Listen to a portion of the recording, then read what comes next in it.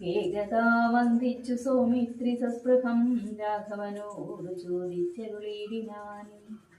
കേൾക്കയിലാഗ്രഹം വാരം ക്രിയാമാർഗമാക്കി മോക്ഷപ്രദം ത്രിലോകീപതേ. വർണ്ണാശ്രമികൾക്കു മോക്ഷദം പോലതു വർണ്ണിച്ചരുൾ ചെയ്ക വേണം ദയാനിതേ. നാരദവ്യാസമിരിഞ്ചാദികൾ സദാ നാരായണ പൂജ കൊണ്ടു സാധിക്കുന്നു. നിത്യം പുരുഷാർത്ഥമെന്നു യോഗീന്ദ്രന്മാർ ഭക്ത്യാ പറയുന്നിതെന്നു കേൾക്കുന്നു ഞാൻ.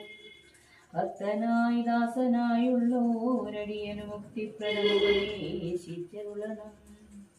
ലോകൈകനാഥ ഭവാനരുൾ ചെയ്യലോ ലോകോപകാരകമാകയുമുണ്ടല്ലോ.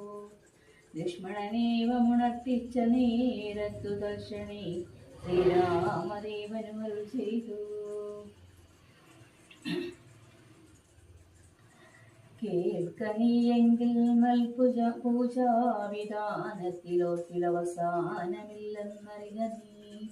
എങ്കിലും ചൊല്ലുവനൊട്ടു സംക്ഷേപിച്ചു നിങ്ങളുള്ളോരു വാത്സല്യം മുഴുക്കയാൽ. തന്നെ ഗൃഹ്യോക്തമാർഗേണ മന്നിടത്തിങ്കൽ ദ്വിജത്വമുണ്ടായി വന്നാൽ. ആചാര്യനോട് മന്ത്രം കേട്ടു സാദരമാചാര്യപൂർവമാരാധിക്യമാമടോ. കമലത്തിങ്കലാകിലുമാം പുനരഗ്നി ഭഗവാങ്കലാകിലുമാമെടോ. മുഖ്യപ്രതിമാദികളെന്നാകിലും അർക്കങ്കലാകിലും അപ്പിങ്കലാകിലും. സ്തണ്ഡിലത്തിങ്കലും നല്ല സാളഗ്രാമമുണ്ടെങ്കിലോ പുനരുത്തമമിത്രയും.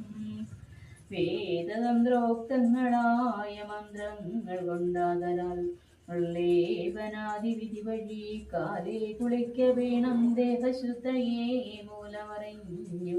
സന്ധ്യാവന്ദനാദിയാം നിത്യകർമ്മം ചെയ്തു പിന്നെ സ്വകർമ്മണാ ശുദ്ധ്യർത്ഥമായി ചെയ്ത സങ്കൽപ്പമാദിയേ.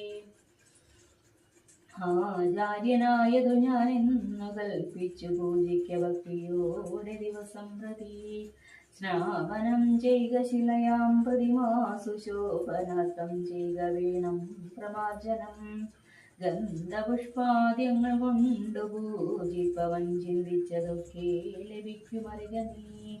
മുഖ്യപ്രതിമാദികളിൽ അലങ്കാരമൊക്കെ പ്രസാദമെനിക്കെന്നറിക നീ. അഗ്നൗയചിക്കാഹവിസ്സുകൊണ്ടാതരാലർക്കനെ സ്തണ്ഡിലത്തിങ്കലും നാകിലോ.